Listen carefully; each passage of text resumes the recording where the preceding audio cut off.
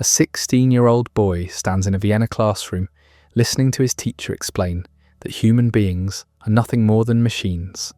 Chemical reactions, biological impulses. The teacher says consciousness is an illusion, meaning is a fairy tale, and life is essentially a meaningless accident in an indifferent universe.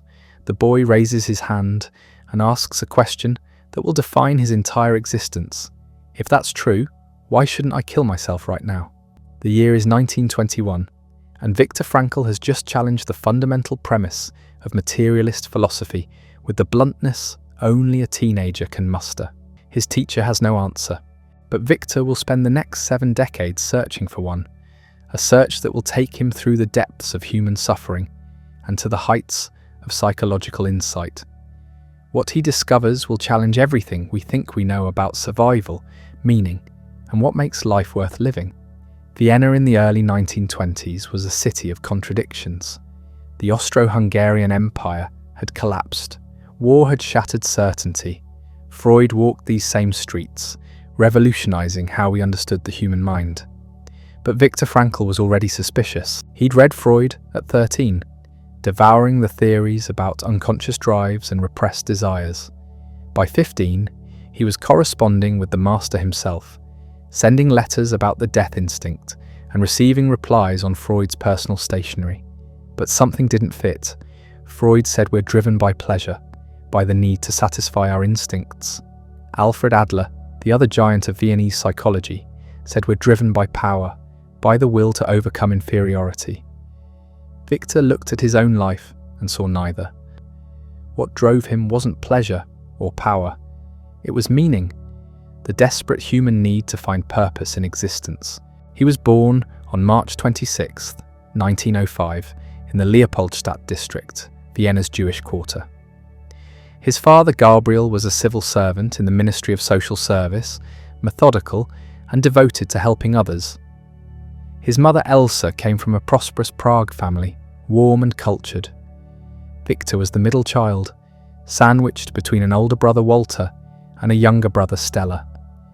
The apartment was modest but filled with books, conversation, and the expectation that ideas mattered. From the beginning, Viktor was intense. While other children played, he thought about death, not morbidly, but philosophically. What's the point of living if we're all going to die? Why do anything if it all ends in nothing? Most kids go through a phase of asking big questions. Viktor never left that phase. He just learned to ask them with increasing sophistication. At 4 years old, he suddenly realized he would die someday. The awareness struck him like lightning. He stood frozen, grappling with mortality before he could tie his own shoes. His mother found him standing motionless and asked what was wrong. He couldn't explain it then, but that early confrontation with death planted something in him, a refusal to waste the brief flicker of consciousness he'd been given. School bored him. Not because he wasn't smart, he was brilliant, but because it felt irrelevant. What did Latin declensions matter when the universe was indifferent? What good were mathematics when existence itself seemed absurd? But he excelled anyway, driven by something he couldn't yet name.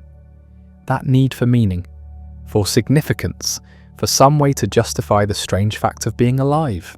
By 13, he was giving lectures to his classmates, not assigned presentations. Actual philosophical lectures he'd written himself, exploring the relationship between psychology and philosophy.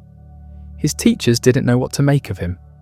Here was a boy who should be playing football, standing in front of his peers and discussing Schopenhauer's pessimism and whether life could be rationally justified. Then came that classroom moment at 16, the materialist teacher, the direct challenge. Why not suicide? The question wasn't rhetorical for Viktor. It was urgent.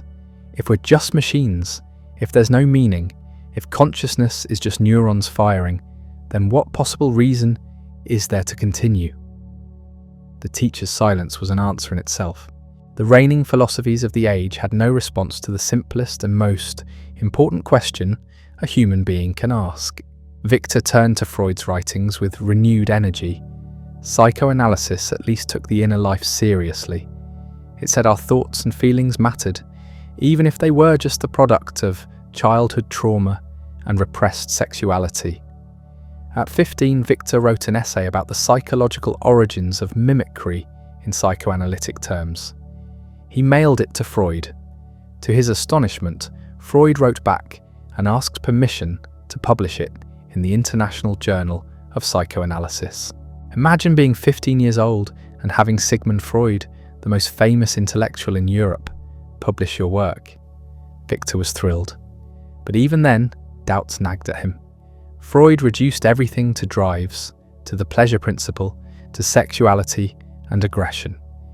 But Viktor looked at himself and saw someone driven by questions, by the search for truth, by something higher than mere satisfaction of instincts. He started attending Alfred Adler's lectures.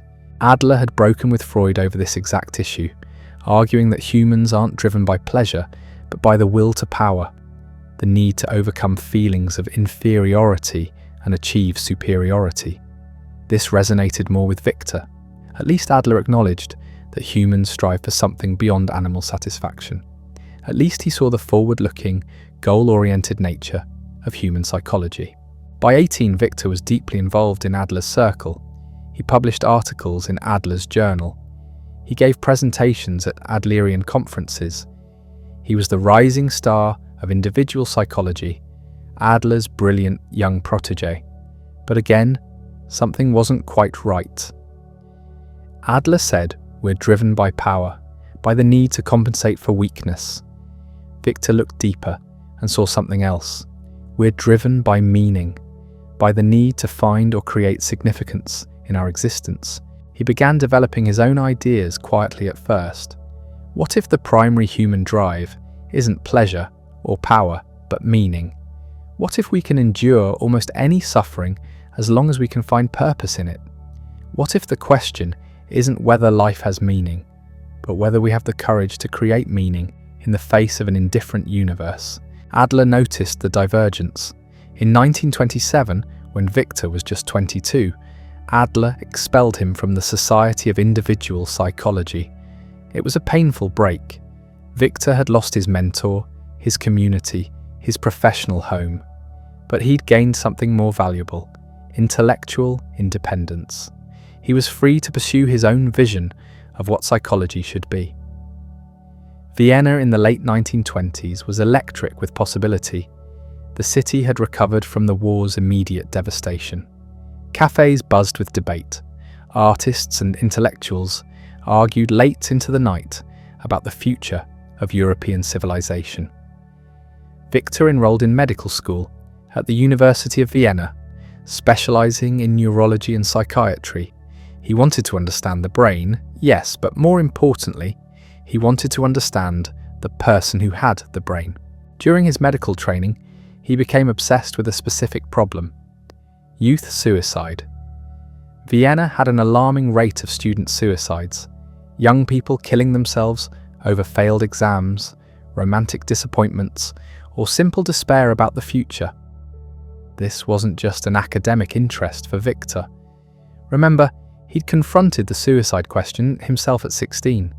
He knew how real it was. He organised a programme offering free counselling to students during the high-stress period of report card distribution. He recruited colleagues, set up centres, and personally counselled hundreds of young people on the edge.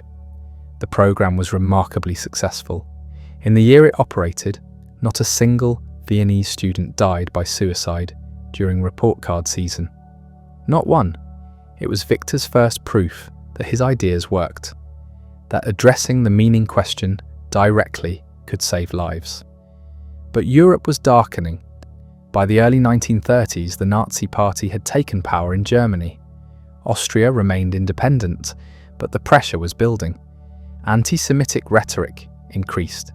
Jewish professionals faced mounting discrimination. Viktor, focused on his work, tried to ignore the political situation. He was treating patients, developing his theories, building a career. He had just been appointed to run the suicide prevention ward at Vienna's Rothschild Hospital. The work was grueling.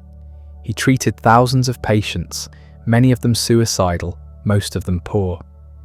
The Rothschild Hospital served Vienna's most desperate cases, people who'd fallen through every other safety net. Viktor worked impossible hours, sleeping in the hospital, seeing patient after patient, refining his therapeutic approach through direct experience. His method was taking shape. He called it Logotherapy, from the Greek word logos, meaning not just logic but meaning or purpose. The core insight was simple but radical. Humans can survive almost anything if they have a reason why. Take away the why and even comfort becomes unbearable. Give someone a why and they can bear almost any how. He tested this in his clinical work. Patients came to him with depression, anxiety, suicidal ideation. Instead of analysing their childhoods or their unconscious drives, Viktor asked them about their future. What did they want to accomplish? Who needed them? What meaning could they find or create in their circumstances? The results were striking. Patients who found a reason to live, even a small one, improved dramatically. In 1937, Viktor opened his own practice. He was 32, established, respected. He had a theory, a method, and a growing reputation. He fell in love with a woman named Tilly Grosser. She was a nurse, kind and intelligent. They planned to marry. Life was coming together. The future looked bright. Then, on March 12, 1938, German troops crossed the Austrian border. The Anschluss, the annexation of Austria into Nazi Germany, was complete. Overnight, Viktor Frankl went from being a promising Viennese psychiatrist to being a Jew in the Third Reich. Everything changed. His practice was restricted. He could only treat Jewish patients.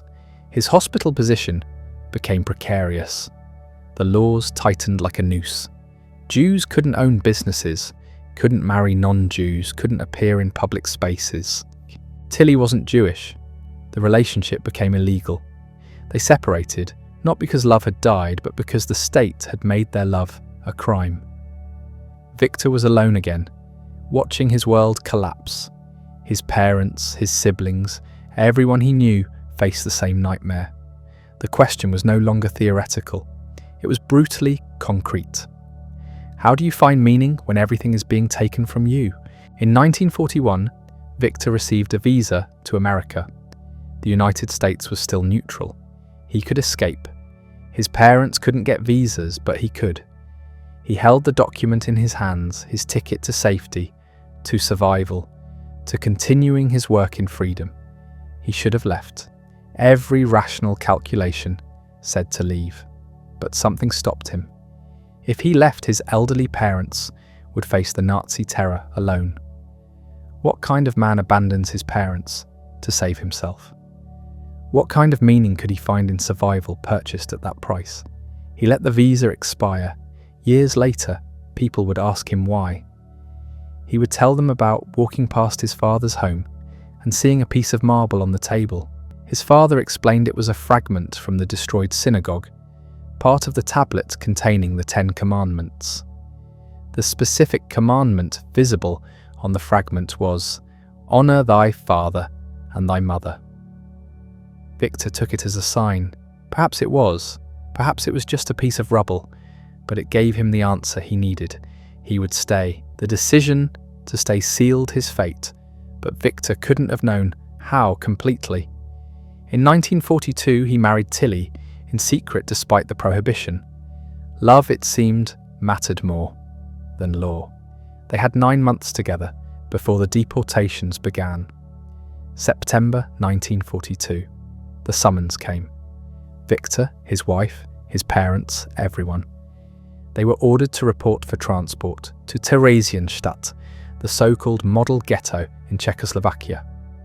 The Nazis called it a resettlement. Everyone knew better. Viktor packed a manuscript, the book he'd been writing for years, his life's work on logotherapy, carefully hidden in the lining of his coat. If he was going into darkness, at least his ideas might survive. Theresienstadt was a way station, a holding pen for Jews being processed toward the east. It was overcrowded, disease-ridden, brutal, but it wasn't Auschwitz, not yet. Viktor worked as a doctor there, treating typhus patients, organising a mental health unit for new arrivals suffering psychological collapse. He gave lectures on mental hygiene, teaching fellow prisoners how to maintain psychological resilience in hell. The absurdity wasn't lost on him. Here he was, lecturing on finding meaning while watching people die of starvation and disease around him. His father died first in Theresienstadt of pneumonia and exhaustion. Viktor was with him at the end. The man who had collected fragments from destroyed synagogues died in a camp built on the ruins of Jewish life. There was no burial, no ritual, just another body removed in the morning. Viktor kept working. In October 1944, the transports east resumed. Viktor, his wife, and his mother were loaded into cattle cars. Destination unknown. The journey took days. Packed bodies, no water, no sanitation, people dying in the suffocating darkness. When the doors finally opened, they were at Auschwitz-Birkenau. The selection happened immediately on the platform. SS officers pointed left or right. Left meant the gas chambers within hours. Right meant slave labour, temporary survival. Viktor went right. His mother went left. He never saw her again. Tilly went to the women's camp. He wouldn't learn her fate for months. Everything was stripped away. His clothes, his shoes, his possessions. The manuscript, his life's work hidden so carefully, was torn apart by guards looking for valuables. Years of thought destroyed in seconds. His head was shaved. A number was tattooed on his arm. 119104. Viktor Frankl ceased to exist. He was now a digit in the Nazi bureaucratic machinery of death. What happens to the human mind when everything is taken? When your name, your identity, your past, your future all vanish? When you're reduced to a skeletal body in striped rags, starving, beaten, worked to exhaustion, watching people die beside you every single day? This was the laboratory where Viktor's theories would face their ultimate test.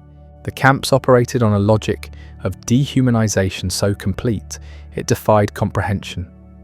Prisoners received starvation rations, perhaps 1,000 calories a day, while performing back-breaking labor in freezing conditions. The death rate was calculated, intentional. You weren't supposed to survive. You were meant to be worked to death, your body discarded when it could no longer produce. Guards beat prisoners randomly, viciously, for amusement. Karpos, prisoners given authority over others, were often more brutal than the SS, their cruelty born from desperate self-preservation. Viktor was transferred from Auschwitz to Kaufering, a subcamp of Dachau, and later to Turkheim. Each camp was its own nightmare. He worked laying railroad tracks, digging ditches, hauling stones. His body wasted away. Typhus swept through the camps periodically, killing thousands. Frostbite claimed fingers and toes in winter. Every morning, corpses were stacked like firewood outside the barracks. Every night, you wondered if you'd be among them tomorrow. But something else was happening simultaneously. Something Viktor observed with clinical precision even as he lived it. The mind, facing total annihilation, made choices. Tiny, almost invisible choices that determined whether you survived or surrendered. Some prisoners gave up immediately. They stopped washing, stopped caring about their appearance, stopped engaging. Viktor watched them. Within days or weeks they were dead.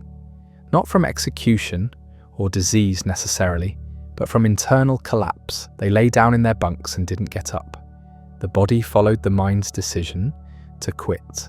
Others became animals, focused solely on survival at any cost.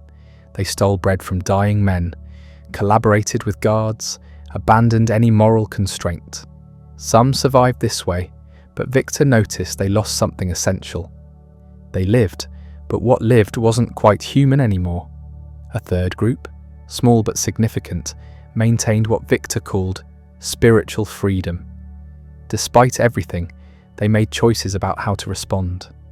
A prisoner sharing his last piece of bread, a kind word to someone collapsing, a moment of appreciation for a sunset visible through the barracks window. These acts had no survival value. They were purely human, purely about meaning.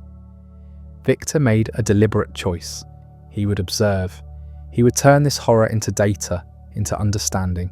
He couldn't control what was done to him, but he could control how he responded internally. He could choose his attitude. This wasn't optimism or positive thinking. It was something harder and more honest. It was the decision that even here, especially here, his response mattered. He began reconstructing his lost manuscript in his mind, memorizing passages, refining arguments. At night, lying on wooden planks surrounded by dying men, he gave himself lectures, entire presentations on logotherapy that he would deliver someday if he survived. He imagined standing in a warm lecture hall, describing the camps to an audience, explaining what he'd learned. The future became real through imagination, a reason to survive today. One day, working in a trench, he had a sudden vision of his wife. He didn't know if she was alive or dead. He imagined her face, recalled conversations, felt the love that had existed between them, and he realized something profound. Love transcends the physical. The Nazis could kill Tilly, but they couldn't touch what she meant to him, couldn't erase the love itself. That existed in a realm beyond their reach. Even if she was dead, the love remained real, a meaning that survived annihilation. Winter 1945 was the worst. The Soviet army was advancing from the east. The SS began evacuating camps, forcing prisoners on death marches westward. Thousands died on the roads, shot if they fell behind, frozen in ditches.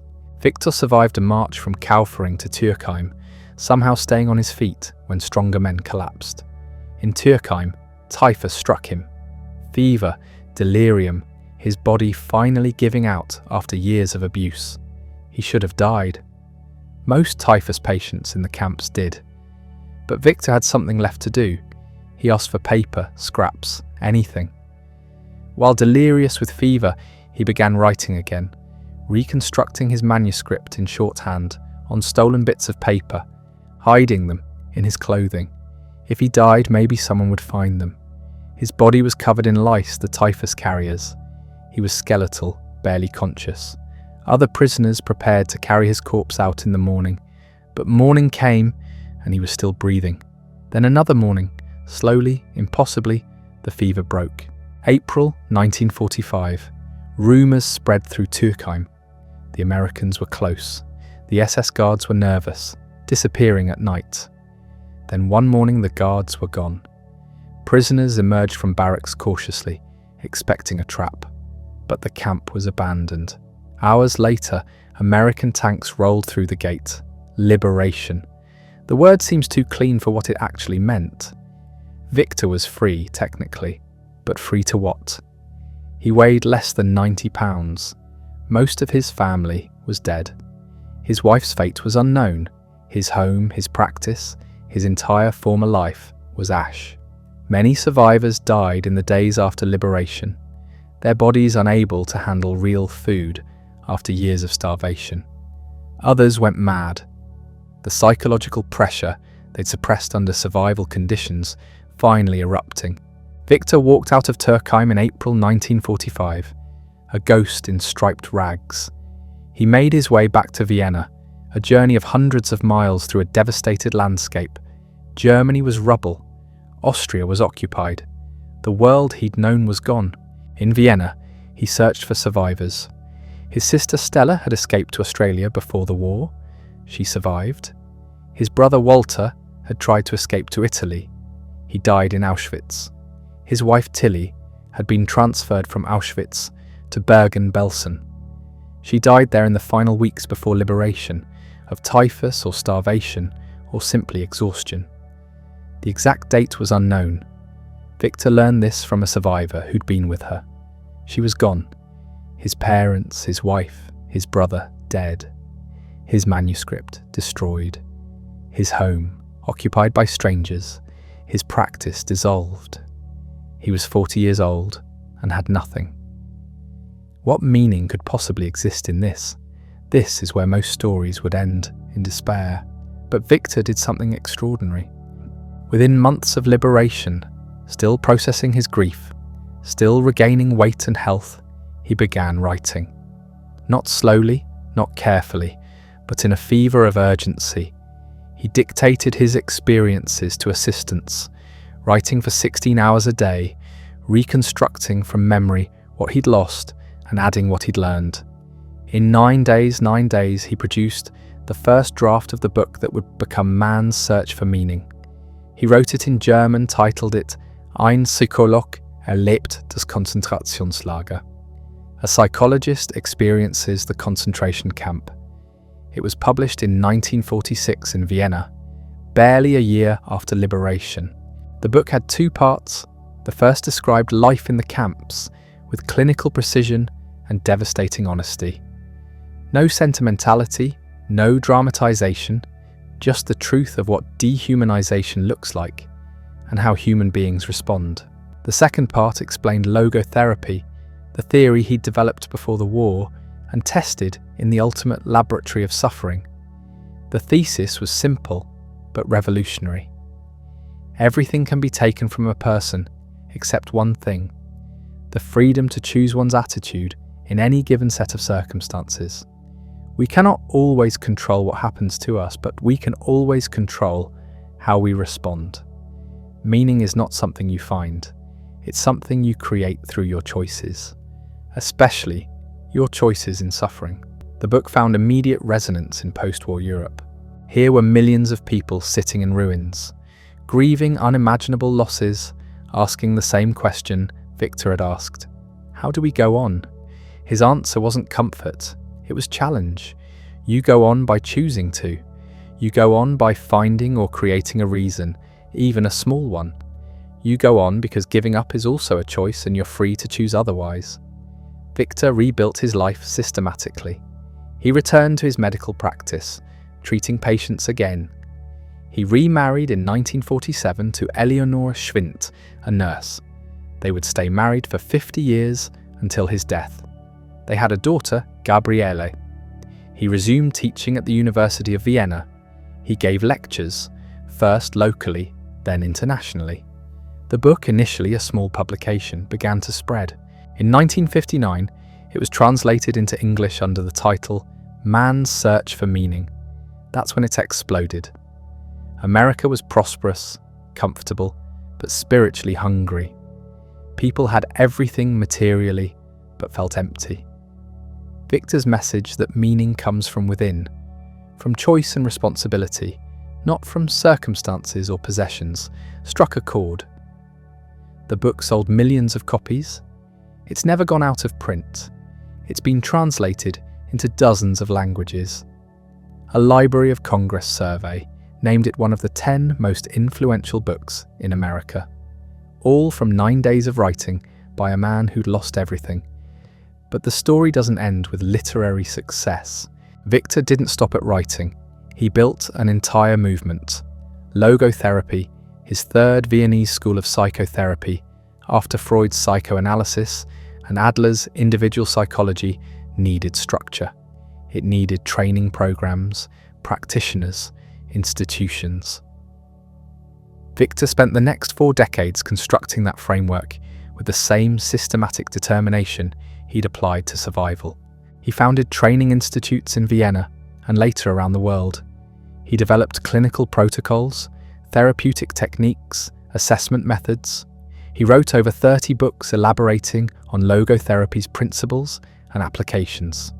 Titles like The Will to Meaning, The Unconscious God, The Unheard Cry for Meaning. Each one deepened the theory, addressed criticisms, extended applications. His speaking schedule became relentless. Universities across America and Europe invited him. He lectured at Harvard, Stanford, Yale. He spoke to medical schools, psychology departments, religious organizations, business conferences, anyone who would listen. His message was urgent because he'd seen what happens when meaning collapses on a mass scale.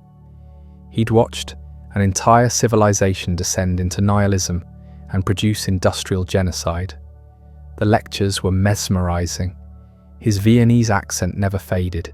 His manner was formal, professorial, yet deeply personal. He would begin with theory, move to clinical cases, then suddenly shift to camp stories. Not for shock value, but for illustration. This is what meaninglessness produces. This is what meaning enables.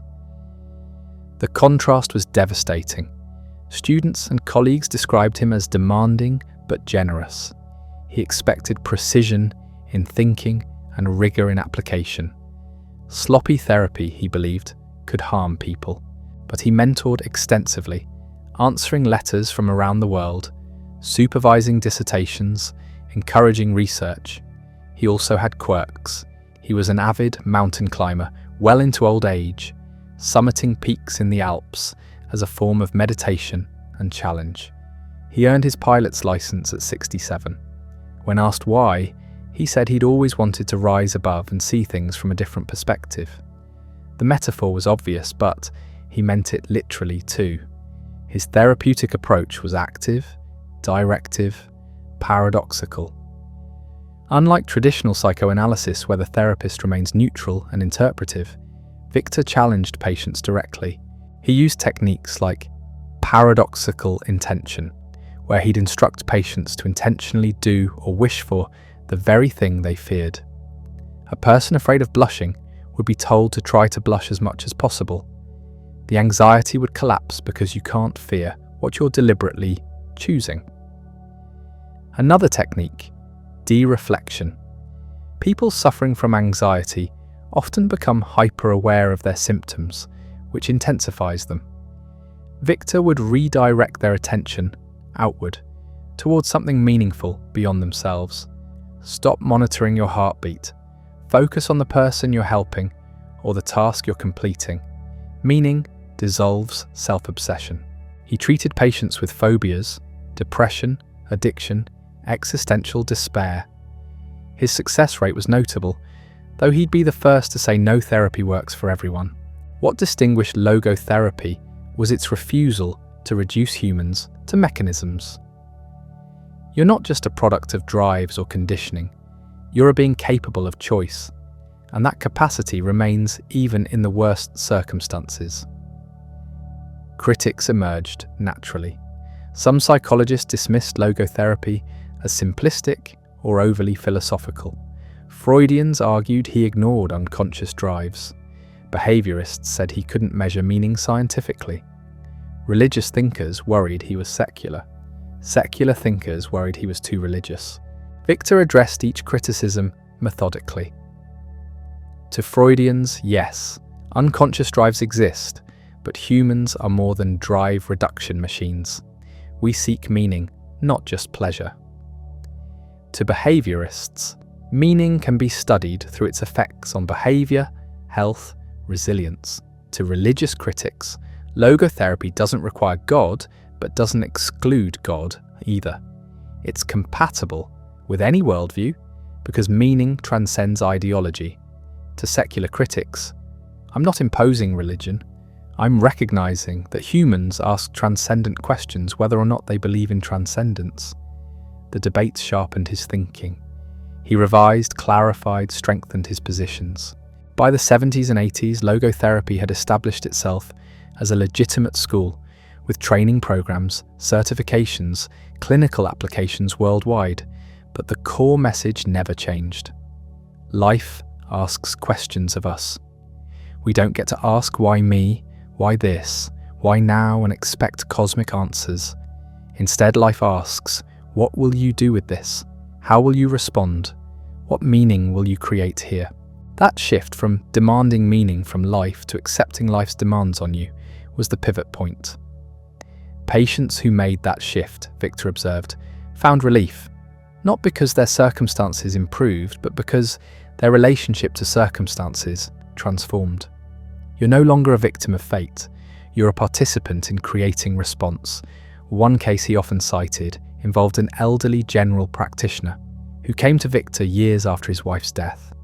The man was depressed, unable to move past grief. Viktor asked him a simple question. What would have happened if you died first and she'd survived you? The man immediately said she would have suffered terribly. She adored him. Her grief would have been unbearable. Viktor responded, You see, by surviving her, you've spared her that suffering. You're bearing this pain so she doesn't have to. Your suffering has meaning. It's protecting someone you love." The man stood, shook Viktor's hand, and left. He never returned for further treatment. The reframe was enough. His suffering hadn't disappeared, but it had transformed from meaningless burden into meaningful sacrifice. This wasn't positive thinking or reframing for comfort. It was recognition of actual meaning embedded in the situation. The general's suffering did spare his wife. That was real. Viktor simply helped him see it. Logotherapy spread into unexpected domains. Businesses adopted it for leadership training. Prisons used it for rehabilitation. Schools integrated it into counselling. Hospice workers applied it to end-of-life care. Addiction treatment centres found it effective because addiction often stems from inner emptiness, and meaning addresses that void directly. By the 1980s, Viktor was in his 80s himself, still working, still travelling, still teaching. His daughter Gabriele became a child psychologist. His wife Ellie managed his schedule and correspondence. He showed no signs of slowing. He received honorary doctorates from 29 universities, awards from professional organisations worldwide, recognition from governments, including Austria's highest civilian honour. None of it seemed to matter much to him personally.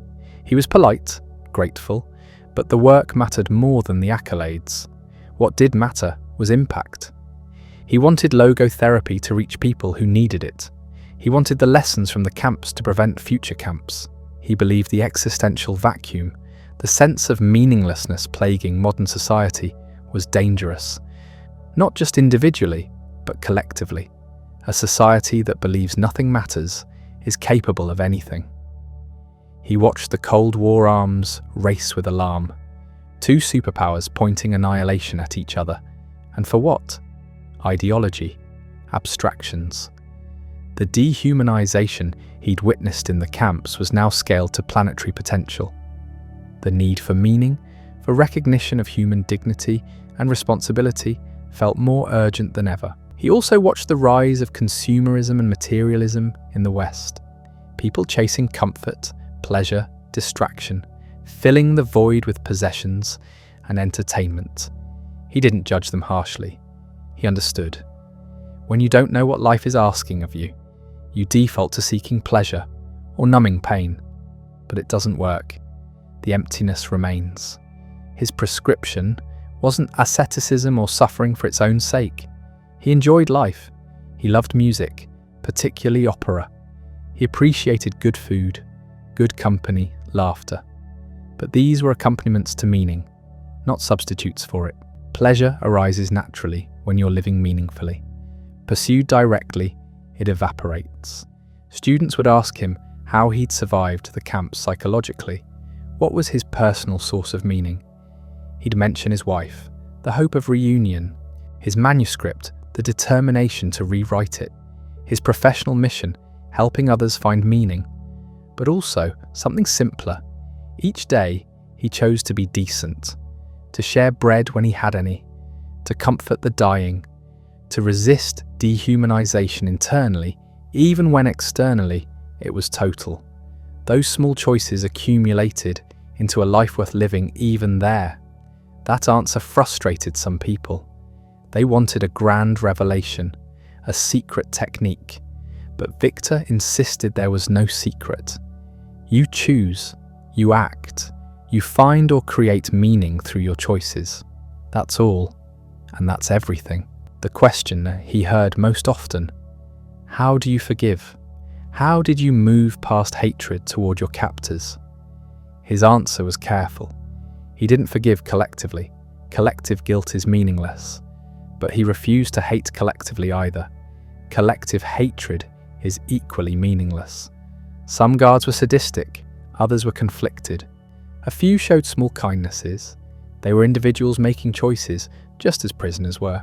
He also pointed out that hatred is a prison you build for yourself. The Nazis were defeated, many prosecuted, the regime destroyed. Carrying hatred didn't punish them. It punished him. Letting go wasn't excusing what happened. It was refusing to let what happened continue to control his inner life. That stance drew criticism from some Holocaust survivors who felt he was too forgiving, too philosophical. He understood their anger. He never told anyone how they should feel, but for himself he chose differently. He chose to move forward, to build, to contribute. Hatred would have made that impossible. His relationship with Germany evolved. Initially, he refused invitations to lecture there. The wounds were too fresh, but gradually he returned, speaking at German universities, training German therapists. He believed in responsibility, not inherited guilt. The next generation didn't commit those crimes, but they had responsibility to prevent recurrence. He also returned to the campsites. Not often, and never without purpose. He'd bring students or journalists to bear witness, to show them the physical places where these ideas about meaning were tested absolutely. Walking through Auschwitz with Viktor as guide was, by all accounts, unforgettable. He didn't dramatize. He'd point to a barracks and say, "I slept there." He'd indicate the roll call area and describe standing for hours in snow. His tone was factual, but the facts were overwhelming. One journalist asked him what he felt returning to Auschwitz. He said he felt grateful. Grateful to have survived. Grateful for the life he'd built afterward. Grateful for the opportunity to transform suffering into service. The journalist pressed. "No anger? No trauma?" Viktor clarified. "Of course there's pain. The memories don't vanish, but I choose what they mean going forward. I choose whether they destroy me or define my purpose." That choice, he kept emphasizing, is universal. Not everyone survives concentration camps, but everyone faces suffering. Illness, loss, failure, betrayal, tragedy. The specific circumstances differ, but the fundamental question is identical. Will you let this destroy you, or will you find meaning in it? The book continued reaching new audiences. Generations discovered it. Teenagers assigned it in school. College students finding direction. Midlife professionals questioning their paths. Elderly people facing mortality. Each found something relevant. Why did it resonate so deeply? Partly the story. Survival narratives captivate us, but mostly the message. Viktor didn't offer comfort or easy answers. He offered something more valuable: agency. You're not helpless. You're not just a victim of circumstances. You have freedom to choose your response, and that freedom is the foundation of human dignity. That message was countercultural in an age increasingly dominated by determinism. Genetics determine your personality. Environment shapes your outcomes. Trauma explains your dysfunction. Viktor didn't deny those influences. He acknowledged them, but he refused to let them have the final word. Between stimulus and response, there is a space. In that space is your power to choose, and in that choice lies your growth and freedom. That sentence, often attributed to him, though the exact source is disputed, became his most famous teaching. The space between stimulus and response. That's where humanity lives. Animals react instinctively. Machines follow programming. Humans can pause, reflect, and choose. That capacity defines us. Frankl's clinical work embodied this principle completely. Patients arrived crushed by circumstances, depressed because they'd lost their job, anxious because a relationship ended, despairing because illness struck. Traditional therapy at that time often focused on past causes. What childhood trauma produced this? What unconscious conflict drives the symptom? Frankl flipped the approach. He asked about the future. What are you living for? What would make your suffering worthwhile? What meaning could you discover here?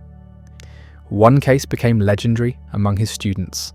An elderly general practitioner came to Frankl severely depressed. His wife had died 2 years earlier. He couldn't move past the grief. Life felt empty without her. Other therapists had tried consolation, medication, distraction. Nothing worked. Frankl asked him a single question. What would have happened if you had died first and your wife had survived you? The man paused. She would have suffered terribly, he said. She couldn't have borne losing me. Frankl nodded. So by surviving her, by bearing this pain, you've spared her that suffering. Your grief is the price you pay, so she didn't have to. The man sat silently. Then he stood, shook Frankl's hand, and left. The depression hadn't vanished, but it had transformed. His suffering now had meaning. He was bearing it for her sake. That reframe changed everything. This was logotherapy in action. Not removing the pain, but revealing its purpose. Frankl believed suffering becomes unbearable only when it seems meaningless. The same hardship, reframed as sacrifice or growth or testimony, becomes endurable, sometimes even ennobling. Critics argued this could be misused. Couldn't oppressors justify cruelty by telling victims to find meaning in their suffering? Frankl was adamant. Finding meaning is the victim's choice, never the oppressor's demand. No one has the right to tell another person their suffering is meaningful, but everyone has the right to discover meaning for themselves. He also warned against what he called the tragic triad: pain, guilt, and death. These are inescapable parts of human existence. Denying them is futile. Pretending life should be painless leads to brittleness. Pretending we're perfect leads to self-deception. Pretending we're immortal leads to wasting time.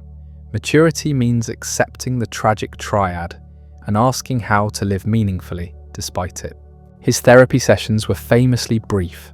Sometimes a single meeting sufficed, not because problems vanished, but because the person's orientation shifted. They stopped asking, "Why is this happening to me?" and started asking, "What can I do with this?" Paradoxical intention became one of his most practical techniques. Patients with phobias or compulsions were instructed to deliberately try to produce the symptom they feared. The insomniac tries to stay awake. The stutterer tries to stutter. The anxious person tries to feel more anxious. Why would this work? Because fear of the symptom often perpetuates it. The insomniac lies awake worrying about not sleeping, which prevents sleep. The stutterer tenses up afraid of stuttering, which triggers stuttering. By inverting the intention, you break the cycle. Trying to stay awake often makes you drowsy. Trying to stutter often produces fluent speech. This technique spread beyond logotherapy into cognitive behavioral approaches. But Frankl's version always carried a deeper layer. He wasn't just treating symptoms, he was teaching people to stop taking themselves so seriously, to gain distance from their neuroses through humour and perspective. Dereflection was another method. Patients fixated on themselves, their performance, their symptoms, were instructed to focus outward instead. Stop monitoring yourself. Direct attention toward tasks, toward other people, toward purposes beyond your own state. Happiness and health come indirectly, as byproducts of engagement, not as direct goals. A man suffering impotence came to Frankl. Previous therapy had him scrutinizing every aspect of sexual performance, which worsened the problem. Frankl told him to stop trying to perform, focus entirely on his partner's experience instead. The shift in attention resolved the issue within weeks. These weren't tricks, they were applications of a core insight. Human beings are fundamentally self-transcendent. We function best when directed towards something beyond ourselves. Turn inward obsessively and you spiral into neurosis.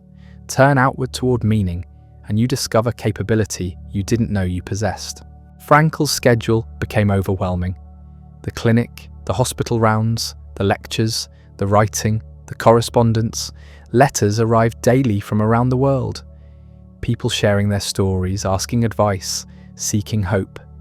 He tried to answer everyone personally, at least briefly. Even that became impossible. As his fame grew, he married Eleanor Schwint in 1947. 2 years after liberation, she was a nurse, calm and steady, where he was intense and driven. They had one daughter, Gabriele. Ellie, as everyone called her, understood his mission. She managed the household, protected his time, handled logistics. Without her support, the global impact would have been impossible. Their home in Vienna became a gathering place. Students, colleagues, visitors from abroad. Ellie would prepare coffee and pastries while Viktor held court in his study, surrounded by books floor to ceiling. He'd leap up mid-conversation to grab a volume, flipping to a passage that made his point. His energy was inexhaustible. Traveling consumed months each year. America especially embraced him. Universities across the country invited him for lectures and residencies. He taught at Harvard, Stanford, Yale, dozens of others. His English was heavily accented but clear. Audiences packed auditoriums.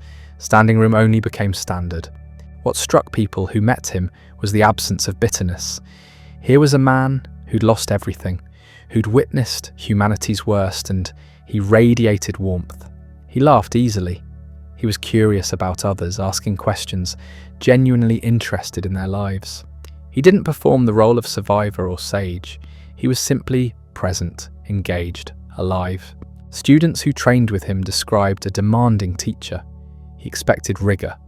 Sloppy thinking irritated him, but he was also generous with encouragement.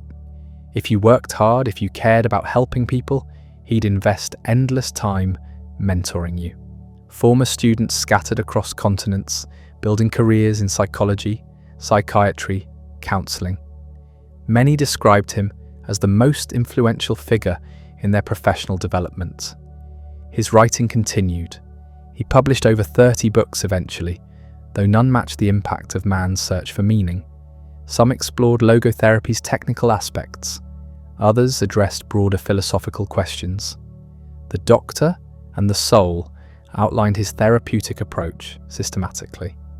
The Will to Meaning contrasted his ideas with Freud and Adler. The Unconscious God examined spiritual dimensions of human experience. That last topic became increasingly central. Frankl wasn't conventionally religious. He'd been raised Jewish, lost his faith young, but never became hostile toward religion. He saw it as one path toward meaning among several. What mattered wasn't the specific belief system, but the orientation toward transcendence, toward something larger than oneself. He distinguished between religion and spirituality carefully. Religion provides structures, communities, traditions, valuable for many people. But spirituality, the human capacity to reach beyond the material and immediate, is universal. Even atheists experience it when they commit to causes, create art, love deeply, or sacrifice for principles. His audiences included many religious groups: Catholics, Protestants, Jews, later Buddhists, and Muslims. Each found resonance in his ideas. He spoke at seminaries and monasteries. Some clergy integrated logotherapy into pastoral counselling. The Vatican invited him multiple times. He met with Pope Paul VI, discussing the relationship between psychology and faith. Yet secular humanists also claimed him. His emphasis on human freedom and responsibility, his rejection of determinism, his insistence that we create meaning rather than discover it preordained. These were humanistic principles. He belonged to no single camp, or perhaps he belonged to all of them simultaneously. Academic psychology remained ambivalent. His clinical results were documented but hard to quantify. Logotherapy resisted the experimental methods dominating post-war psychology. You couldn't easily measure meaning in a laboratory. His approach was too philosophical, too existential for the behaviorists, too optimistic and humanistic for the strict Freudians. He occupied an unusual space, respected but not quite part of the mainstream. Then humanistic psychology emerged in the 1960s. Abraham Maslow, Carl Rogers, Rollo May. They emphasized human potential, growth, meaning, self-actualization. Frankl was immediately recognized as a predecessor, a fellow traveler. Maslow called him a pioneer. Rogers cited his work approvingly. The American Psychological Association eventually honored him with awards. But Frankl resisted being absorbed into any movement. He valued his independence. When humanistic psychology drifted toward what he considered excessive optimism, ignoring tragedy and limits, he criticized it. Human potential is real, he'd say, but so are human constraints. We're not infinitely malleable. We face genuine limitations. Maturity means accepting both freedom and finitude. The 1970s brought new audiences. The counterculture, disillusioned with materialism, searching for meaning beyond consumerism and career success, discovered his books. Man's search for meaning, sales surged. It became a touchstone for a generation questioning inherited values. Some of this popularity made him uncomfortable. He worried about superficial readings, people extracting slogans without grasping the deeper philosophy. Meaning isn't a feeling you pursue. It's a responsibility you accept. It demands something from you: sacrifice, effort, commitment. The culture seemed increasingly focused on self-fulfillment, which struck him as precisely backwards. True fulfillment comes from self-transcendence, he kept insisting. Not from indulging yourself, but from dedicating yourself. Not from asking what life owes you, but from asking what you owe life. This wasn't popular messaging in an increasingly therapeutic culture focused on self-esteem and personal happiness. He also confronted the darker applications of his ideas. Some people used meaning talk to rationalize staying in abusive situations. "I'm finding meaning in my suffering," they'd say, while remaining in destructive relationships or jobs. Frankl was clear: there's a difference between unavoidable suffering and suffering you can end. If you can change your circumstances, change them. Finding meaning doesn't mean accepting everything passively. Other critics worried his emphasis on individual choice ignored systemic injustice. Oppressive systems don't disappear because individuals find personal meaning. Frankl agreed. Social reform is essential. Fight injustice wherever possible. But even while fighting, even in the midst of unchangeable circumstances, you retain inner freedom. Both are true. You work to change what you can and find meaning in what you cannot. Political movements tried claiming him. Conservatives appreciated his emphasis on personal responsibility. Progressives valued his focus on human dignity and resistance to oppression. He resisted both co-options. His ideas weren't political tools. They were human truths, applicable across ideologies. The one cause he embraced publicly was reconciliation. Post-war Europe remained divided by hatreds. Germans versus Jews, Russians versus everyone, ethnic conflicts across the continent. Frankl advocated moving forward without forgetting. Remember the past to prevent repetition, but don't weaponize memory. Build bridges where possible. This stance earned both admiration and criticism. Some saw profound wisdom, others saw naivety. How do you reconcile with people who murdered your family? He never claimed it was easy. He just insisted it was necessary. The alternative, eternal hatred passed between generations, guarantees perpetual suffering. His health began declining in the 80s. Heart problems, then complications from age. He reduced his travel, though never stopped completely. The clinic work continued into his 80s. Patients still came seeking the man who'd survived hell and found meaning. Awards accumulated, honorary degrees from dozens of universities. The Oscar Pfister Award from the American Psychiatric Association, Austria's highest civilian honor. He received them graciously, but without much interest. Recognition was fine, but the work mattered more. His personal life remained remarkably stable through these decades. Eleanor stayed beside him, managing the household, protecting his time, screening visitors who wanted pieces of him. Their marriage worked because she understood what he needed: space to think, time to write, freedom to pursue his mission. She created that space. Friends described their relationship as complementary. He was the public intellectual. She was the private anchor. They traveled together when possible, maintained a quiet home life when not. No drama, no public conflicts, just steady partnership across 50 years. Their daughter Gabriele grew up, married, gave them grandchildren. Frankl delighted in his grandchildren with surprising playfulness. The serious philosopher became a storyteller and joke-teller around them. He'd build elaborate fantasies, play games, be fully present in ways he couldn't always manage with patients or audiences. They represented pure future, untouched by the past's horrors, hope in human form, but one relationship haunted him until his death. Tilly, his first wife, the woman who died in Bergen-Belsen while he survived Auschwitz. He rarely spoke of her publicly. The pain was too raw, too private, but those close to him knew she remained present. He'd kept a photograph, though few ever saw it. On certain dates, anniversaries known only to him, he'd become distant, unreachable. Eleanor understood. She never competed with a ghost. Tilly represented the lost world, the family murdered, the life destroyed. Honoring that memory wasn't betrayal, it was integrity. Frankl had married Eleanor not to replace Tilly, but because life demanded moving forward. Both things were true. You carry the dead while living for the living. There's no contradiction. His writings from the 70s and 80s show increasing concern with what he called existential vacuum. Modern society, he argued, was producing unprecedented material prosperity alongside unprecedented meaninglessness. People had everything and felt empty.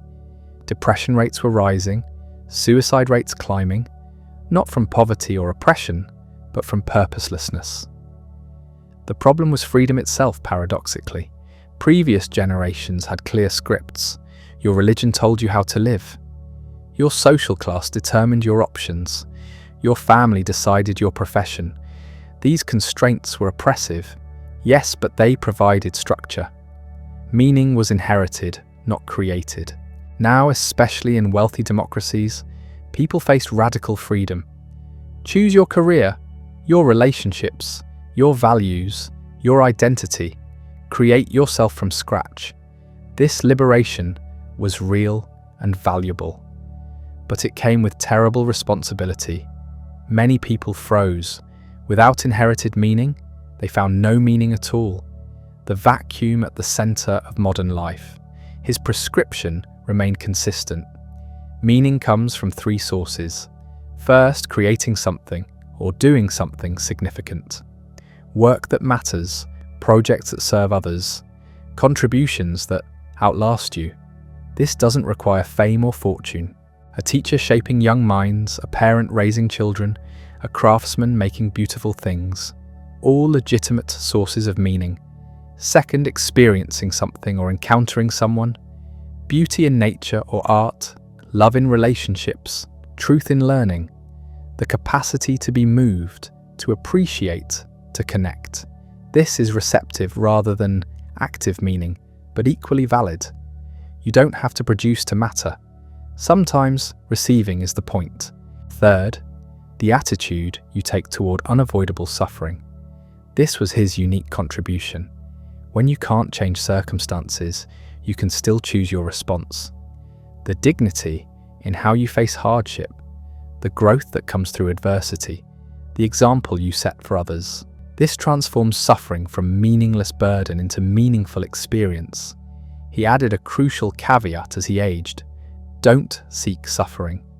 That's masochism, not meaning. Avoid pain when possible. But when suffering finds you anyway, when circumstances are genuinely unchangeable, then and only then does this third source apply. The goal is never suffering itself. The goal is meaning despite suffering. Critics pointed out the obvious problem. Who decides what's changeable? Abused spouses told themselves their suffering was unavoidable when it wasn't. Exploited workers accepted terrible conditions as fates when collective action could change them. The framework could rationalize passivity and justify oppression. Frankl acknowledged the danger. Discernment matters. You must honestly assess what you can change versus what you cannot. Fight injustice wherever possible. Change destructive circumstances when feasible. Only after exhausting real options does acceptance become appropriate. And even then, acceptance doesn't mean approval. You can accept reality while still calling it wrong, still working toward future change. The distinction is subtle, perhaps too subtle for a therapeutic framework meant to help ordinary people in crisis, but he insisted on it. Meaning-centered therapy wasn't about teaching people to accept everything. It was about helping them find purpose, even in circumstances they couldn't immediately escape. His clinical work evolved as he aged.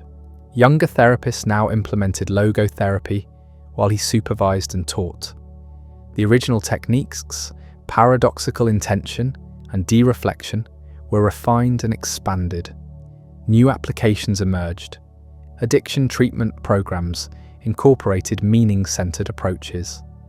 Prison rehabilitation programs taught inmates to find purpose beyond their crimes. Hospice workers used his frameworks with dying patients. The medical establishment's relationship with him remained complicated. Many psychiatrists respected his contributions while rejecting his philosophy. They'd use his techniques while dismissing his metaphysics. You didn't need to believe in spiritual freedom or transcendent meaning to see that paradoxical intention worked for phobias or that dereflection helped with sexual dysfunction. This bothered him somewhat. The techniques weren't separable from the philosophy in his view. They worked because they were based on truths about human nature. Strip away the existential foundations and you had mere tricks, behavioral manipulations without deeper justification. But he was pragmatic enough to accept partial victories. If therapists helped people using his methods, even without embracing his worldview, patients still benefited. The work mattered more than credit or ideological purity. His lectures during these years took on a valedictory quality. He was summarizing a lifetime's thought, trying to distill essential insights for audiences who might be hearing him for the first and last time. The performances were still sharp, but gentler, less combative, more reflective. One theme emerged repeatedly: the importance of looking beyond yourself. Modern culture, he insisted, was obsessed with self-actualization, self-esteem, self-fulfillment. All these self-concepts missed the point. You don't find yourself by looking inward. You find yourself by looking outward, by connecting to causes and people beyond yourself. Self-transcendence was his counter-concept. Happiness and fulfillment come as side effects of dedicating yourself to something larger. The musician lost in performance, the scientist absorbed in research, the parent focused on children. They're not thinking about themselves at all. And precisely because they're not thinking about themselves, they experience profound satisfaction. Chase happiness directly, and it evaporates. Pursue meaning, and happiness follows. This wasn't mysticism, it was observable psychological fact.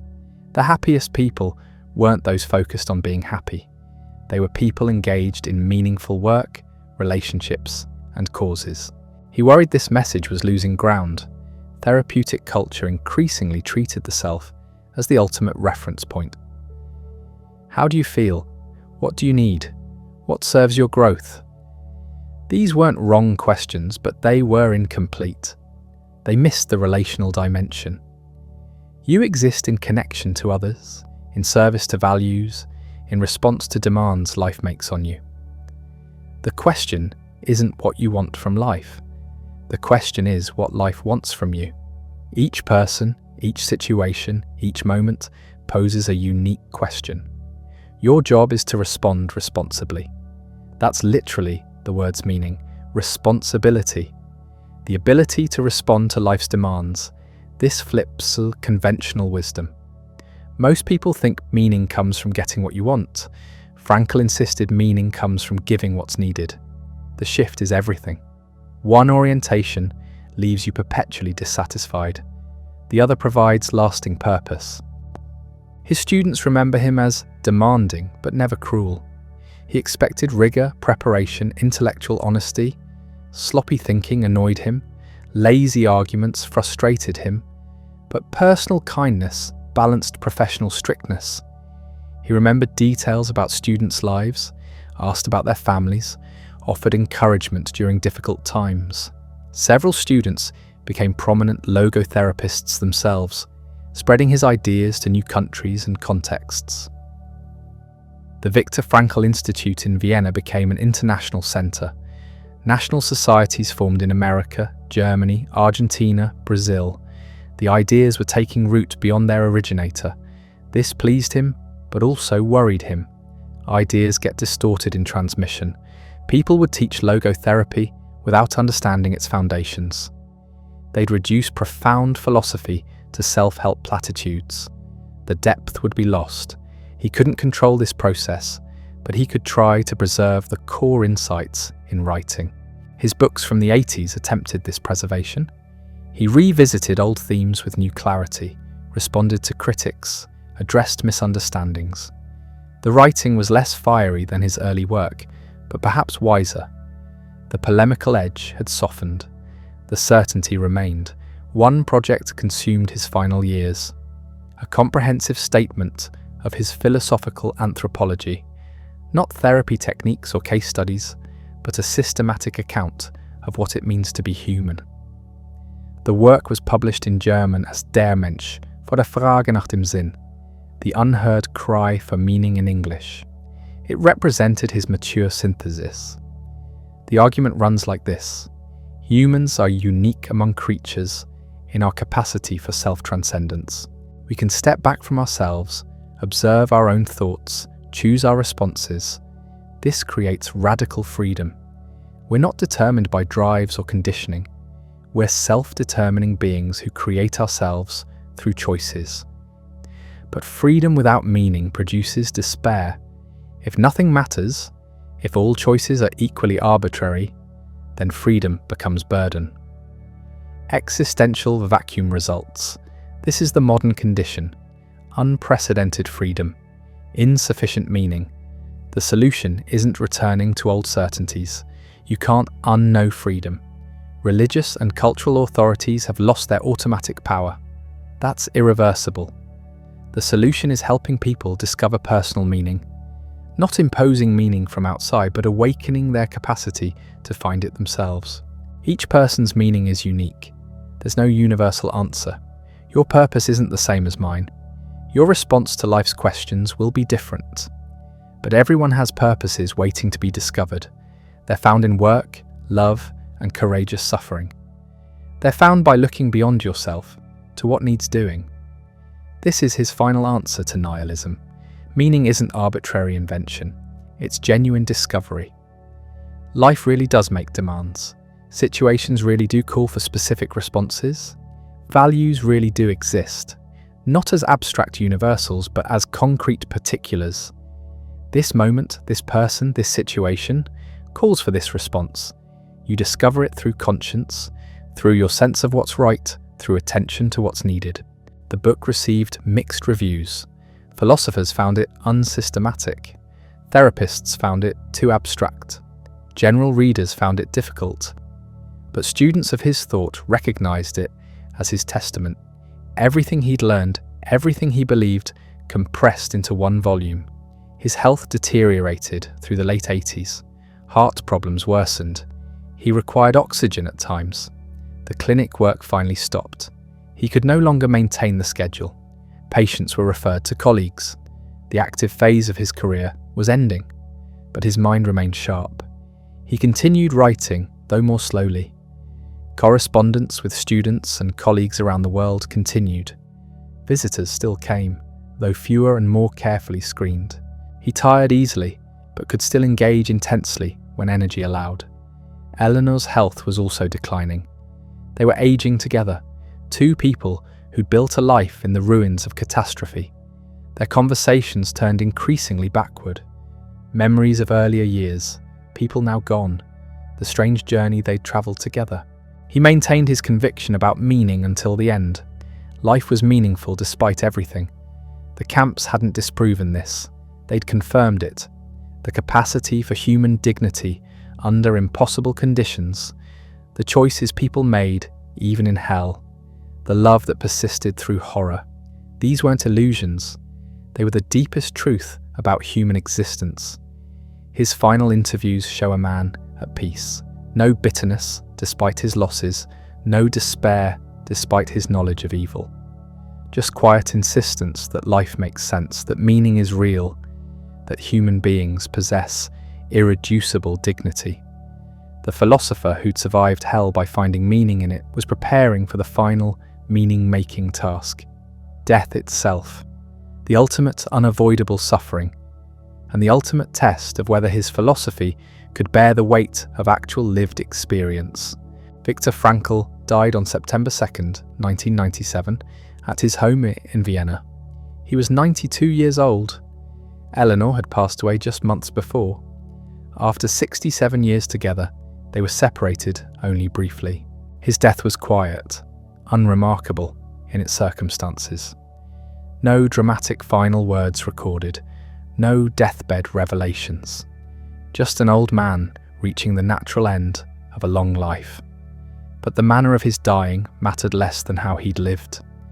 The philosophy he'd spent 50 years teaching was about to face its ultimate test, and he'd already passed it. He'd transformed catastrophic suffering into meaning. He'd built a life from the ruins. He'd helped thousands find purpose in their pain. The final suffering, his own death, was just another situation calling for a response, and he'd responded with the same dignity he'd maintained since Auschwitz. The funeral was attended by colleagues, former patients, students from across decades. Tributes poured in from around the world. The man who'd been prisoner 119104 was remembered as a healer, teacher, and witness to human possibility under impossible conditions. Logotherapy didn't die with him. The Viktor Frankl Institute in Vienna continues his work. Logotherapy training programs operate on 6 continents. Therapists in dozens of countries practice his methods. The approach he developed has been integrated into cognitive behavioral therapy, existential therapy, and positive psychology. But his influence extends beyond clinical practice. Man's search for meaning remains perpetually in print, selling hundreds of thousands of copies yearly. It's assigned in philosophy courses, psychology programs, medical schools, and military training. Holocaust survivors read it and find their experience understood. Cancer patients read it and discover strength. Addicts in recovery read it and find reasons to stay sober. Business executives read it and question their priorities. Students read it and realize their problems aren't unique. The book works because it's not theoretical, it's testimony. Frankl doesn't argue for meaning, he demonstrates it. He shows what happens when you refuse despair, even when despair seems rational.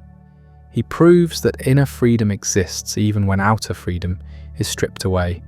He documents the fact that human beings can endure almost anything if they know why. His core insights have been validated by subsequent research. Studies confirm that people with strong sense of purpose recover faster from illness, live longer, and report higher life satisfaction. Purpose buffers against depression and anxiety. It predicts resilience after trauma. Frankl was right. Meaning isn't luxury or philosophical abstraction. It's psychological necessity. The modern epidemic he diagnosed has intensified. Existential vacuum is everywhere. Wealthy societies with unprecedented material comfort show rising rates of depression, anxiety, and suicide. People have everything except reasons to live. Adolescents particularly struggle. Without inherited purposes from religion or tradition, without clear paths to meaning through work or family, they flounder. The freedom Frankl described as both gift and burden has become overwhelming. Social media amplifies the problem. Constant comparison, performative identity, the reduction of life to metrics and image. This is precisely what Frankl warned against. Meaning comes from self-transcendence, from looking beyond yourself to what needs doing. But digital culture encourages constant self-focus, endless cultivation of personal brand. The result is exactly what he predicted. More freedom, less meaning, more options, less purpose, more connection, more loneliness. His answer remains relevant. Stop asking what you want from life. Ask what life wants from you. Stop waiting for circumstances to improve. Respond to the circumstances you have. Stop seeking happiness directly. Pursue meaning and happiness follows as side effect. These aren't platitudes. They're practical instructions tested in the most extreme conditions imaginable. The 3 paths to meaning he identified, work, love, and suffering, remain the fundamental categories. Most people find purpose through contribution, through creating something or serving someone.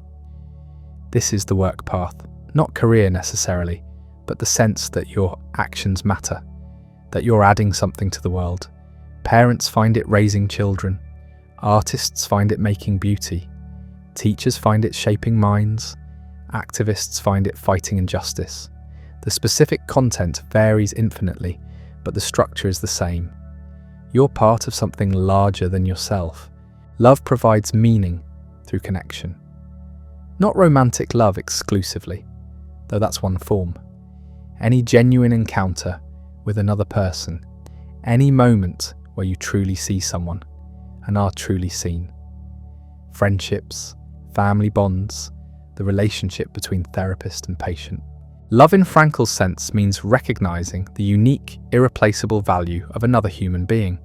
It means caring about their flourishing for its own sake. This pulls you out of self-absorption into genuine relationship. But his most original contribution was the 3rd path, suffering transformed through attitude. When nothing can be done about circumstances, when work is impossible and love is absent, meaning can still be found in how you bear what must be borne. Not all suffering is meaningful. Unnecessary suffering should be eliminated when possible.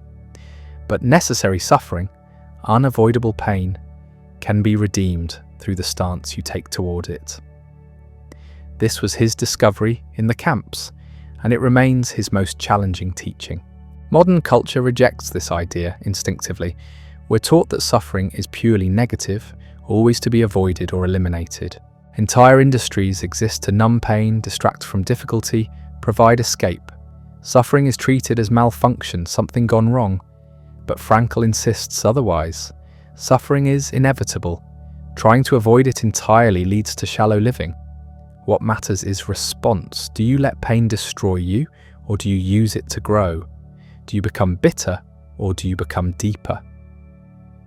Terminal illness provides the clearest test. Someone diagnosed with cancer faces unavoidable suffering. Medical treatment helps but doesn't eliminate the existential reality. They're going to die, perhaps soon, perhaps painfully. According to Frankl, even this situation contains possibility for meaning.